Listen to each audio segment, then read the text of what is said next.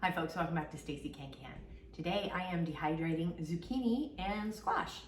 Basically do the same thing for any of the squashes that you have. And I've got a summer yellow squash here, which is, I think it's called a crook neck or something. Anyway, obviously it's got a little crooked neck, given to me by my folks from a neighbor's yard. So I'm gonna use this today. And then also I just have some smaller zucchini that I bought.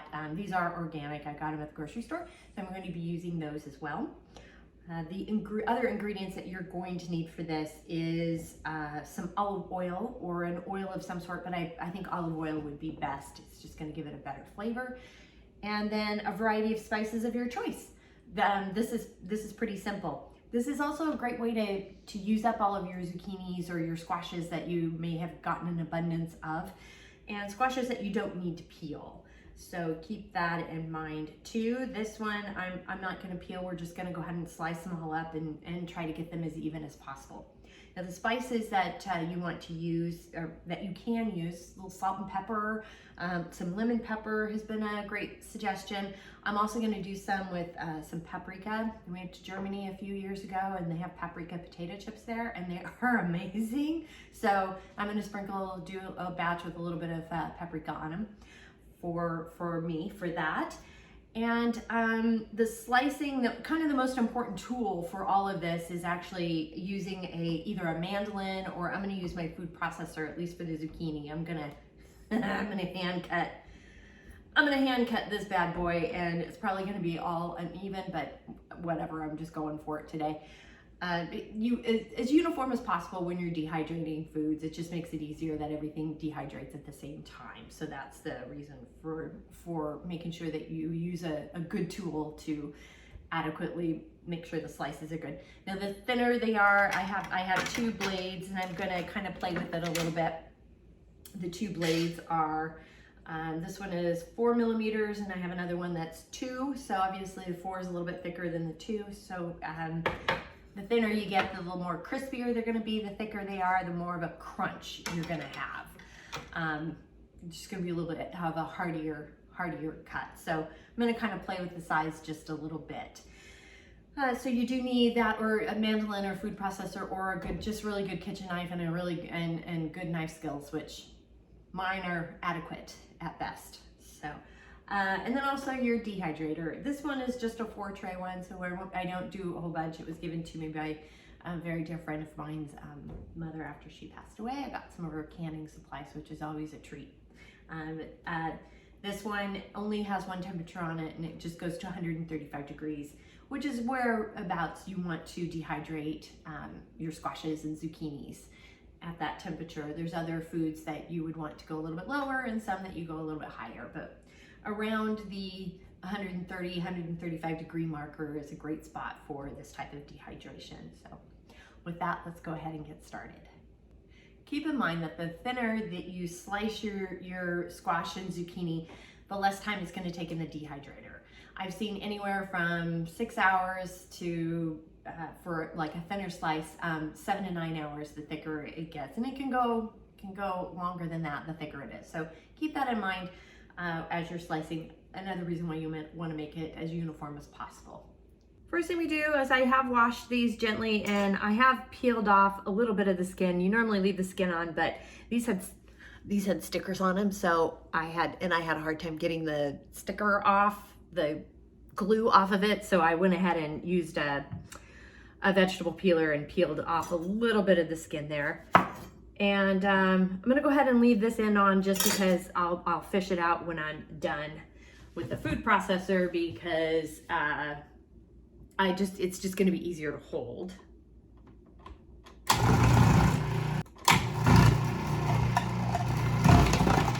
Now that I have one of them sliced, I'm gonna go ahead and just sprinkle in just a little bit of olive oil. You don't wanna do too much. Less is more, or it gets too soggy and they won't dry out. So keep that in mind.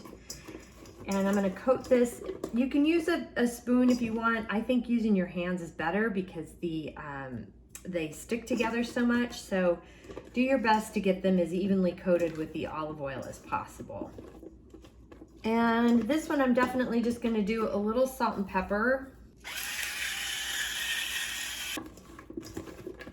And now that I have them as coated as evenly as possible, I'm gonna go ahead and just take them out and just start spreading them around, making sure that they're coated as much as possible, but just evenly distributed around with a little bit of space.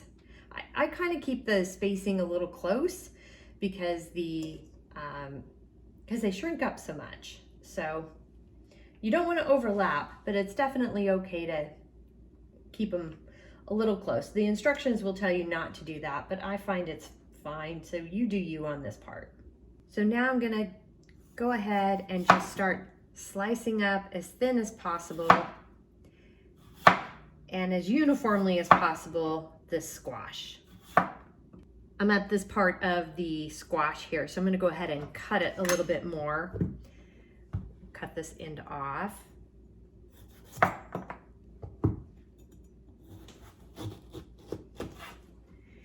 And I'm gonna scoop out the insides here. I have all my trays done. I just did salt and pepper with the squash here. I've got the paprika on this tray. I've got lemon pepper on this tray, and I am doing just salt and pepper on the top tray.